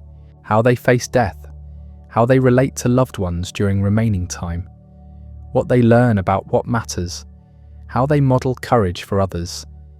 These aren't compensations for suffering, they're meanings discovered through suffering. Critics call this cruel. Telling dying people their suffering is meaningful seems to add insult to injury. Why should they have to make something positive from catastrophe? But Frankl isn't prescribing, he's describing. He's reporting what he witnessed and experienced. Some people do transform suffering. Some people do grow through pain. Some people do find purposes they'd never have discovered otherwise. This is fact, not wishful thinking. The alternative is worse. If suffering is purely meaningless, if pain is just waste, then vast portions of human life become absurd. Everyone suffers. Everyone faces limitations, losses, eventual death. If none of this can contain meaning, then life itself is fundamentally meaningless. We're just killing time until time kills us. Frankl refuses this conclusion because he's seen the alternative. People who find meaning in suffering don't just survive better, they live more fully. Their pain becomes integrated into a larger story rather than standing as mere negation. His emphasis on responsibility follows directly. You're responsible for your response to whatever happens, not responsible for what happens, that's often beyond control, but responsible for what you make of it. This is radical accountability. No blaming circumstances, no excusing yourself because life was unfair, no claiming you're just product of conditioning or victim of fate. You're free, therefore responsible. This freedom can't be taken away. Even prisoners in death camps retained it. Modern psychology often emphasizes self-compassion, acceptance, letting yourself off the hook. Frankl would consider this incomplete. Compassion, yes, but also challenge. You need to be called upward, confronted with your potential, reminded of your responsibility. Too much acceptance produces stagnation. You settle for less than you're capable of.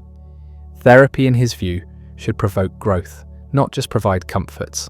His religious stance remained complex. He never returned to Orthodox Judaism. The camps burned away conventional piety, but he maintained belief in ultimate meaning, what he called supra-meaning. Individual situations contain specific meanings we can discover. But beyond these stands larger meaning we can't fully comprehend. Why history unfolds as it does, why suffering exists at all, why the Holocaust happened, these questions exceed human understanding. But Frankl insists that incomprehensible doesn't mean absent. Meaning exists even where we can't grasp it. This is faith, though he rarely used that word. Not faith in particular doctrine or traditional religion, but faith that existence makes sense. The universe isn't ultimately absurd. Reality isn't fundamentally hostile or indifferent. There's logos meaning, built into the structure of things. We discover it, we don't create it. This distinguishes him from pure existentialists like Sartre, who said existence precedes essence, meaning we create all values from nothing. Frankl says we discover values that really exist. Life makes genuine demands. Situations really do call for specific responses. His legacy in Holocaust studies is complicated. He's not quoted as frequently as Primo Levi or Elie Wiesel. His focus on meaning rather than evil, on psychological response rather than historical documentation, makes him less central to Holocaust scholarship. Some survivors resented his approach. His insistence that attitude mattered seemed to blame victims. If prisoners could choose their response, does that mean those who despaired chose wrong? He never said this explicitly, but the implication troubled people. He also wrote relatively little about German guilt or justice. His focus was always forward. What do we do now? How do we live after catastrophe? The past can't be changed. Dwelling on it produces bitterness. This wasn't forgiveness exactly, more like radical acceptance. What happened, happened. Rage won't undo it. The question is what you build from here. Some found this stance admirable, evidence of his extraordinary character. Others found it evasive, a way of avoiding hard questions about perpetrators and responsibility. The debate continues, but his influence beyond Holocaust studies is undeniable. He gave suffering meaning without justifying it. He showed dignity is possible in hell without romanticizing hell. He proved that human beings possess resources for endurance we can't imagine until tested. The philosophical objection persists. Does suffering really contain meaning, or is this comforting fiction? When a child dies of cancer, when genocide occurs, when random catastrophe destroys innocent lives, is there truly purpose in this? Or are we just desperate to believe our pain isn't waste? Frankl can't prove meaning exists. He can only testify that he found it and witnessed others finding it. He can point to transformed lives, to people who grew through suffering rather than being destroyed by it. But ultimate proof is impossible. This is where philosophy becomes faith. His writing style contributes to his reach. Man's search for meaning is remarkably accessible. No jargon, no academic posturing, just clear prose describing extraordinary experience. High school students can read it. So can philosophers. This democratization of ideas matters. The most profound insights become available to anyone willing to engage them. You don't need training to understand that suffering can be meaningful or that freedom entails responsibility. These truths are immediately graspable. The personal element helps too. He's not abstract theorist, but witness. He's saying, this is what I lived through, this is what I learned. Perhaps it helps you. There's humility in this despite his certainty. He's offering his experience, not imposing doctrine. Readers sense authenticity. This man paid for his insights with years of suffering. He earned the right to speak about meaning and endurance. His marriage to Eleanor became model of partnership. She supported his work while maintaining her own identity. They travelled together, wrote together, built a life together. After the war's destruction of his first family, this relationship represented restoration. Not replacement, the dead aren't replaced, but proof that beginning again is possible, that love can be found after loss, that life continues and can still be good. Their final years together, both aging, both declining, showed the meaning-making process in slow motion. Each day presented new limitations. Tasks that were easy became difficult, then impossible. Independence gradually eroded, but they faced it together, finding purpose in caring for each other, in maintaining dignity despite dependence, in appreciating whatever time remained. This is the meaning available in aging, not dramatic or heroic, just the quiet courage of accepting decline while staying engaged with life. Viktor Frankl died on September 2nd, 1997, at 92 years old. Eleanor had passed 2 years earlier. He worked until the final weeks, still seeing patients, still refining his ideas. The end came peacefully at home, his life's work complete. No unfinished business. He had said what he needed to say, helped who he could help, lived according to his own principles. The funeral drew thousands, former patients, students, colleagues, readers whose lives his book had changed.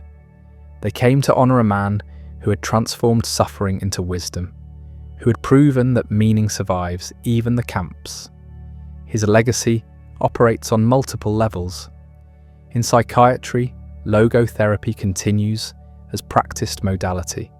Institutes carry on his work in Vienna, South America, and North America. Therapists trained in his method help clients discover meaning in their specific circumstances. The techniques he developed, paradoxical intention and de-reflection, remain clinically useful.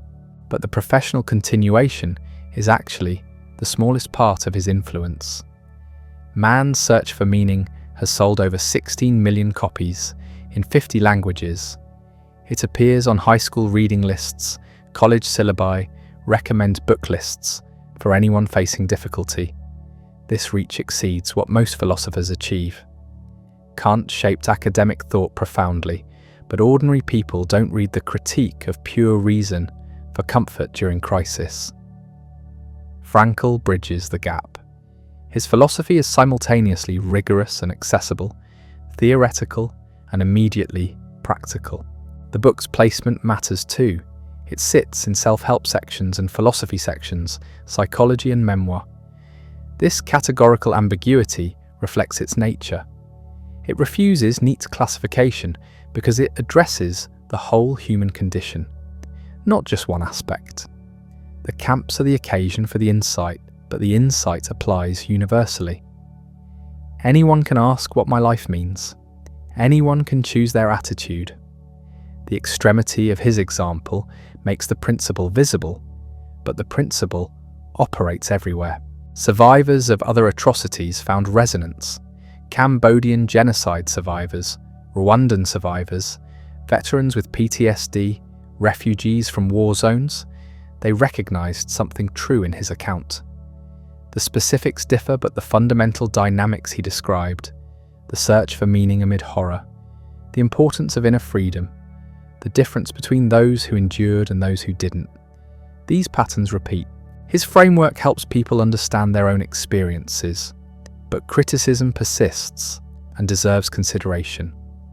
Some Holocaust scholars argue his account minimizes the camp's reality. He emphasizes spiritual resistance and meaning-making, which risks suggesting those who didn't survive lacked sufficient will or meaning. This implication, however unintended, troubles many. The dead can't defend themselves. Saying survival depended partly on finding meaning potentially blames victims for their own deaths. Frankl addressed this repeatedly. Survival depended primarily on luck. Gas chamber or work detail, that was chance. Strong constitution or weak, that was genetics. But among those who had any chance at all, attitude mattered. He wasn't blaming the dead. He was describing what he observed among the living. Still, the tension remains unresolved. Others question whether his experience was representative. He spent relatively brief time in Auschwitz itself, before transfer to subsidiary camps. His medical skills gave him advantages other prisoners lacked. Doctors received better treatment, more food, indoor work. His survival odds exceeded those of ordinary inmates. Does this undermine his authority? He witnessed the worst but didn't experience the absolute worst for the longest duration. Does that matter? Perhaps it does. Perhaps someone who survived longer in harsher conditions has different testimony. But philosophy doesn't require perfect credentials. The question isn't whether his experience was average, but whether his insights are true. Can humans find meaning in suffering? Do we possess inner freedom regardless of circumstances? These claims stand or fall on their merits, not on biographical details. The more substantial philosophical criticism targets his central premise. Does suffering actually contain meaning, or do we just impose meaning because we can't bear meaninglessness? Is meaning discovered or invented? Frankl insists it's discovered, that meaning exists objectively in situations waiting to be found. But this seems unprovable. When someone decides their suffering has purpose, aren't they choosing to interpret it that way? The cancer patient who says illness taught them what matters, aren't they constructing that narrative? Nothing about tumours inherently teaches lessons. Frankl would counter that meaning potentials really do exist in situations. The universe poses questions and we must answer. But this feels metaphorical. Situations don't literally ask questions. We ask questions about situations. The meaning-making happens in us, not in events themselves. This doesn't invalidate the therapeutic benefit, but it does challenge the metaphysics. Existentialists like Sartre would say we create meaning through our choices. There's no cosmic meaning waiting to be discovered. We're radically free and radically responsible for defining our own purposes. Frankl's system, despite its existential influences, pulls back from this abyss. He wants meaning to be real, objective, not just personally constructed. Why? Because purely subjective meaning feels arbitrary, vulnerable to collapse. If I'm just making it up, why not make up something else, or nothing at all? His answer involves the transcendent dimension. Meaning connects us to something beyond ourselves. Whether you call it God or ultimate meaning or the Logos, something exists that makes our meanings more than arbitrary invention. This is where faith enters. You either sense this transcendent dimension or you don't. Argument can't produce the experience. The practical impact matters more than metaphysical certainty. Millions of people have found Frankl's approach helpful, regardless of whether meaning is discovered or invented. The distinction may be philosophically important, but therapeutically irrelevant. If believing suffering has meaning helps someone endure suffering, does it matter whether that meaning is objective or constructed? The pragmatist says no. Truth is what works, yet we should be careful. Telling suffering people that their pain has meaning risks minimizing their experience. It can sound like justification. Everything happens for a reason. God has a plan. These platitudes often harm more than help. They suggest suffering is good actually, a gift in disguise. Frankl never said this. He said meaning can be found in suffering. Not that suffering is good or that we should seek it or that victims should be grateful for their trials. The distinction is subtle but crucial. Suffering remains evil. The camps were hell. Cancer is terrible. Loss is devastating. But humans can respond to these evils in ways that generate meaning. The meaning doesn't justify the suffering. it's what we salvage from it. This nuance gets lost sometimes in popular appropriation of his ideas. His influence appears in unexpected places. Addiction recovery programs incorporate his emphasis on meaning and purpose. Business consultants use his ideas about motivation, arguing employees need meaningful work, not just paychecks. Coaches apply his principles to athletics. Even Silicon Valley talks about finding purpose, though often in ways Frankl would find superficial. When tech entrepreneurs say they want to make meaning, they usually mean make money, while feeling good about it. That's not quite what he had in mind. The spiritual but not religious movement embraced him too. He offers transcendence without dogma, meaning without institutional religion. You don't have to accept any particular theology to apply his insights. This broad applicability explains his reach but also enables dilution. His ideas get simplified into slogans. Follow your passion. Everything happens for a reason. Live your truth. These bumper sticker versions lose the rigor of his actual thought. Read carefully, Frankl is demanding. Meaning isn't whatever you want it to be. It's what the situation requires. This involves discipline, honesty, courage. You can't just decide your meaning is to play video games and eat pizza. The meaning must involve responsibility, must serve something beyond yourself. He's actually quite strict about this, more strict than contemporary culture prefers. His relationship with religion remained complex throughout his life. He was born Jewish, survived the Holocaust as a Jew, but his philosophy isn't particularly Jewish in content. He rarely referenced Jewish theology or tradition. His framework is more influenced by existentialism and psychoanalysis than by Torah. This bothered some Jewish scholars who felt he'd abandoned his heritage. But he saw his work as universal precisely because it transcended particular traditions. Any religion can incorporate logotherapy. Any belief system can recognize humans need meaning and possess freedom. He wasn't rejecting Judaism, but reaching for something broader. Whether this represents laudable universalism or problematic assimilation depends on your perspective. His writing, after man's search for meaning, never achieved the same impact. He published dozens of books, gave thousands of lectures, but the first book remained his masterpiece. Perhaps because it combined personal testimony with philosophical insight in unique proportion. The later works were more academic, more technical, less universally accessible, or perhaps the first book said what needed saying and everything after was elaboration. He taught at universities into his 80s. Students found him engaging, demanding, occasionally difficult. He expected excellence, had little patience for mediocrity. Some found him arrogant, others found him inspiring. Probably he was both. Surviving what he survived, accomplishing what he accomplished, some ego seems forgivable. The question of how his experience shaped his personality is fascinating. Did the camps make him more compassionate or more callous?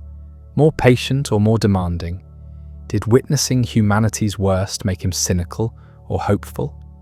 He insisted it made him hopeful, that seeing people maintain dignity in hell proved human potential for good. But damage surely existed too. You don't watch what he watched without scars. Eleanor protected him from much of this. She managed the household, handled correspondence, shielded him from demand so he could work. This traditional arrangement enabled his productivity, but also reflects the era's gender dynamics. He got to be the genius while she did invisible labour. Modern readers might critique this, but by their accounts it was partnership she chose. She believed in his mission and contributed by supporting it. Their final years showed aging's meaning-making in slow motion. Each day brought new limitations. Tasks that were easy became difficult, then impossible, but they faced it together, finding purpose in caring for each other, maintaining dignity despite dependence, appreciating whatever time remained. When Eleanor died in 1995, Frankl was devastated. He'd lost his first wife in the camps. Now he lost his second wife to age, but he didn't collapse.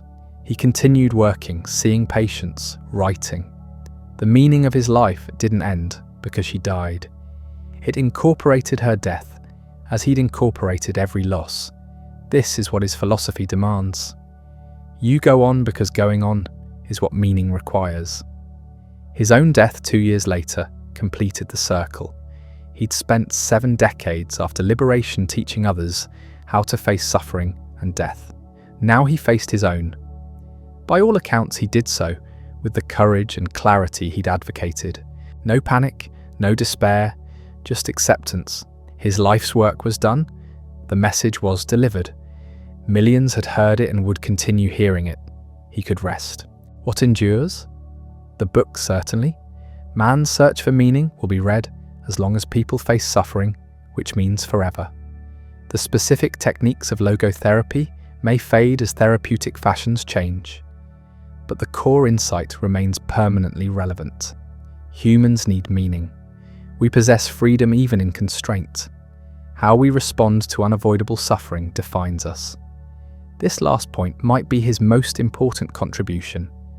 Modernity tends toward determinism. Genetics, environment, trauma, all these forces shape us and limit our choices. We're products of circumstances beyond our control. Frankl doesn't deny these forces, but insists they don't eliminate freedom. Between stimulus and response, there's space. In that space lies our power to choose.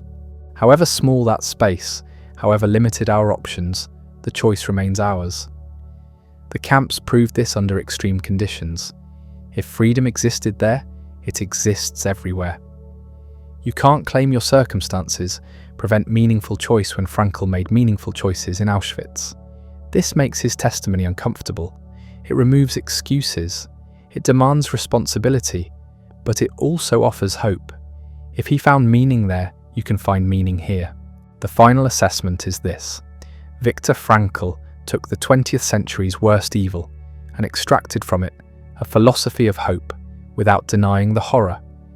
He showed that meaning survives catastrophe, that human dignity persists in hell, that freedom can't be taken, only surrendered.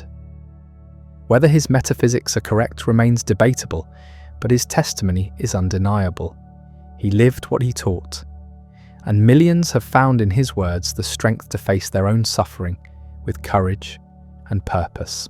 The teenager who challenged his teacher about suicide in 1921 found his answer, not through philosophy alone, though he studied it relentlessly, not through theory alone, though he built an entire psychological system.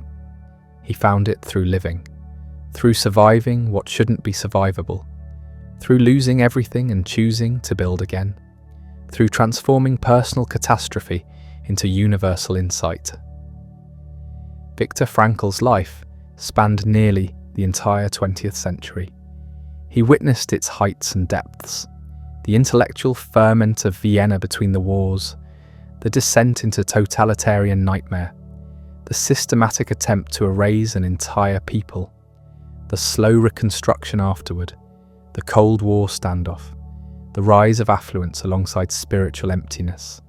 He saw it all and tried to make sense of it. His answer to the meaning question never wavered after the camps. Life has meaning under all circumstances. Even the worst situations contain possibility for meaningful response. This isn't optimism. Optimism says things will get better. Frankl said things might get worse, but you can still choose how you face them. That choice, that tiny space between what happens to you and how you respond, contains your humanity. The mathematics are stark. He entered the camps in 1942 with his wife, parents, and brother. He emerged in 1945 alone. His manuscript was destroyed. His medical practice dissolved. His city occupied. Any rational assessment said his life was over. He was 40 years old with nothing but memories of horror. Instead, he rebuilt everything. Remarried, had a child, re-established his practice, rewrote his book, founded a therapeutic school, lectured globally, influenced millions. The destroyed manuscript became man's search for meaning. one of the most influential books of the century. The losses became the foundation for helping others face their losses.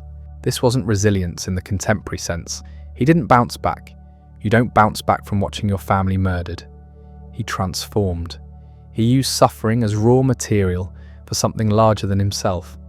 The camps could kill his body, but they couldn't touch his freedom to choose meaning. That freedom, exercised daily for 50 years after liberation, produced the legacy. Students ask what made him different. Why did he survive psychologically when others broke? The question contains assumptions he'd reject. Survival was mostly luck. Gas chamber or work detail, that was chance. But among those who had any chance, attitude mattered. He decided the camps would be his laboratory. He'd observe how humans behave under maximal stress. He'd test whether meaning persists in hell. He'd use himself as primary data. That decision, made in darkness, in starvation, in the shadow of crematorium smoke, was an assertion of human dignity against machinery designed to erase it. The Nazis wanted to reduce prisoners to animals, to prove Jews were subhuman. Every time Viktor chose decency, shared bread, comforted the dying, he refuted them. Not through grand resistance, but through small choices repeated daily. The philosophical debates about whether meaning is discovered or invented miss something crucial. For Viktor, it didn't matter. What mattered was that meaning worked. People who found purposes survived better, recovered faster, lived fuller lives. Whether those purposes were objectively real or subjectively constructed became irrelevant in practice. The effects were undeniable. His therapeutic work embodied this pragmatism. Patients arrived crushed by circumstances. Traditional analysis would explore their childhoods, uncover unconscious conflicts, interpret dreams. Viktor asked about their future. What are you living for? What would make your suffering worthwhile? What meaning could you discover here? The shift from past to future, from cause to purpose, changed everything. Thousands of patients, students, readers attest to the transformation. The suicidal found reasons to live. The depressed discovered purpose. The anxious learned to look beyond themselves, not through medication alone or analysis alone, but through reorientation toward meaning. This was Viktor's gift.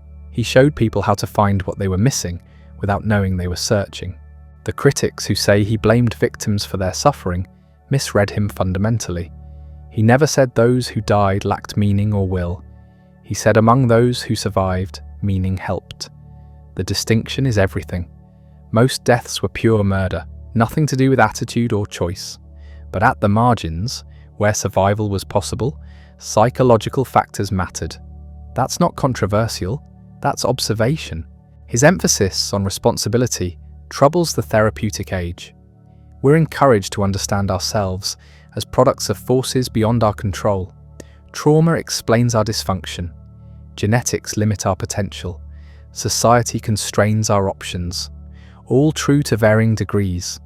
But Viktor insisted these forces don't eliminate freedom. Influenced isn't determined. Limited isn't eliminated. You're still responsible for your response. This sounds harsh until you recognize it's actually liberating. If you're purely product of circumstances, you're helpless. Change requires changing circumstances, often impossible. But if you retain freedom to choose your attitude, you have power regardless of circumstances. The worst situation still contains that space between stimulus and response. That space is yours. He lived this until the end. Aging brought progressive limitations. Climbing mountains gave way to walking, then walking gave way to sitting, then sitting required assistance. Eleanor's death removed his closest companion. His body failed gradually, but inevitably. Each loss could have been occasion for despair. Instead, each became opportunity for finding meaning in acceptance, in gratitude for what remained, in preparing for the final transition. His death in 1997 closed a life that began when the Austro-Hungarian Empire still existed and ended in the age of the internet. The world transformed beyond recognition. But the questions he asked at 16 remained urgent. Why live? What matters? How should we face suffering and death? His answers, forged in history's worst crucible, endure because they address permanent human conditions. The teenager challenging his teacher had no answer that day. The old man dying peacefully at home had lived the answer for 8 decades. Between those points stretched a life that demonstrated what humans can endure, what we can become, what meaning we can create from the raw materials of existence. The camps tried to prove humans are nothing. Viktor Frankl spent his life proving otherwise. Man's search for meaning will outlive its author by centuries.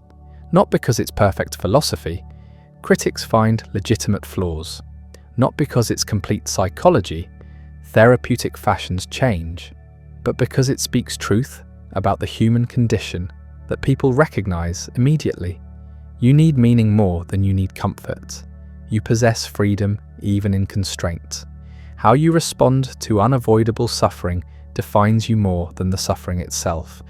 Every generation rediscovers the book because every generation faces the same fundamental challenges. Suffering that seems meaningless, freedom that feels like burden, the question of whether life is worth living. Viktor's answer isn't comfort, it's challenge. Life is asking questions of you. Your job is to respond. Stop waiting for meaning to arrive. Start creating it through your choices. The philosopher who survived Auschwitz by finding meaning in hell spent 50 years teaching others that same skill. Not because life is easy or fair or kind, but because meaning is possible anyway, despite everything. Perhaps because of everything. The worst brings out the worst in some people and the best in others. Which it brings out in you is your choice. That choice, exercised moment by moment, day by day, year by year, determines not what happens to you, but what you become. Viktor Frankl became someone who transformed personal catastrophe into universal wisdom, who turned suffering into service, who proved that human dignity survives even when everything else is stripped away. The camps took his family, his possessions, his health, his manuscript. They couldn't take his freedom to choose his response. That freedom, that tiny inviolable core of human selfhood, was the discovery that changed psychology and helped millions. He's gone now. The voice is silent, but the message continues. Life means something. You matter. Your choices create you. Suffering can be redeemed. Death can be faced. Meaning persists. These aren't comfortable truths or easy answers. They're hard truths that demand everything, but they're true. Viktor Frankl staked his life on them. Millions who've read his words and applied his insights have discovered he was right. The question his teacher couldn't answer became the question he spent his life answering. Not through argument, but through existence. Why not suicide? Because life keeps asking questions and we haven't finished answering. Because meaning awaits discovery in every situation. Because other people need what only you can give. Because suffering can be transformed. Because dignity is possible. Because you're free to choose, and that freedom is sacred. The boy standing in that classroom in 1921 wanted reasons to live.